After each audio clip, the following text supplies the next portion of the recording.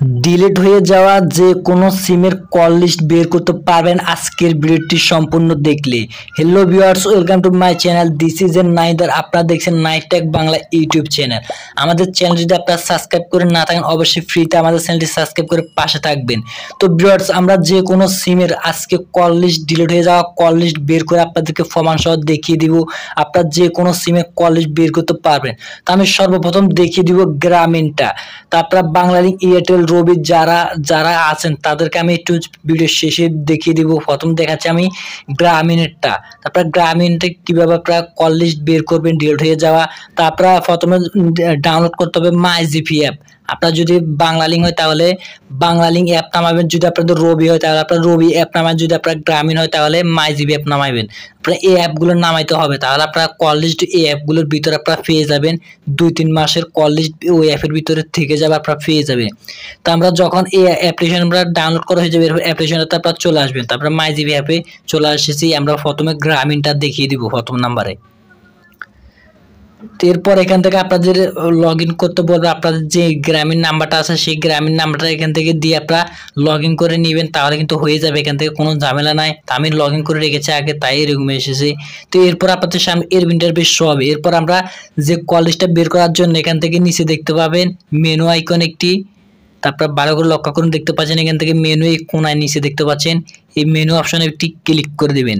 Menu অপশনে click করার পর এখান থেকে দেখতে পাবেন হিস্টোরি। এই হিস্টোরি অপশনে একটি ক্লিক করে দিবেন। এখান থেকে এই হিস্টোরি অপশন আমি চলে এসেছি।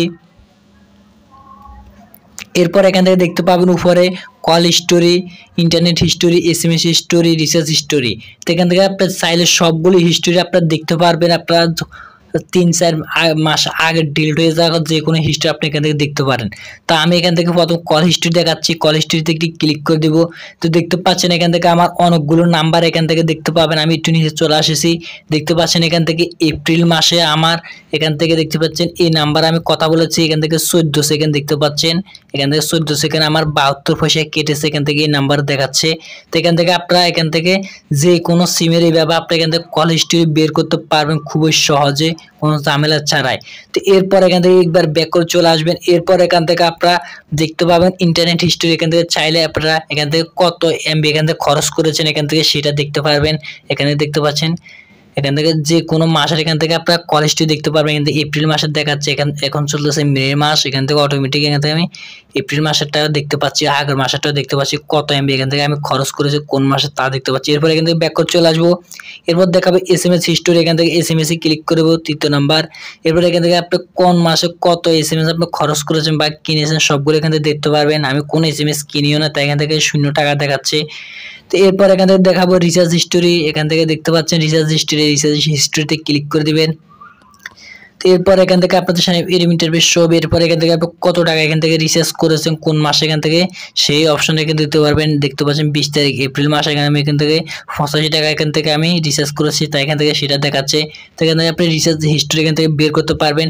তো ভিউয়ার্স, এরপর আমি আপনাদের দেখাবো কিভাবে রবি, বাংলালিংক, এয়ারটেল আপনারা কীভাবে বের করবেন। সেমভাবে আপনারা সেই অ্যাপগুলোর নামাই দেবেন। আপনার যদি রবি সিম হয় সেই রবি সিমের রবি অ্যাপ নামাবেন, যদি বাংলালিংক হয় বাংলালিংক অ্যাপ নামাবেন, যদি এয়ারটেল হয় এয়ারটেল অ্যাপ নামাবেন। সেমভাবে সেই অ্যাপ্লিকেশনটা আপনারা ঢুকে যাবেন।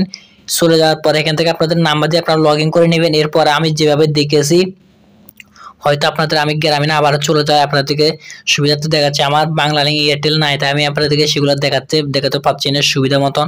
তো এখান থেকে আপনার যদি রবি হয় তাহলে এখান থেকে উপর দেখতে পাবেন একটি থ্রিডট আইকন থাকবে। তো সেই থ্রিডট আইকনে ক্লিক করার পর এখান থেকে এই অপশন এখানে দেখতে পাবেন আপনাদের হিস্টোরি। এখান থেকে হিস্টোরি ক্লিক করে আপনি কল হিস্টোরিগুলো দেখতে পারবেন।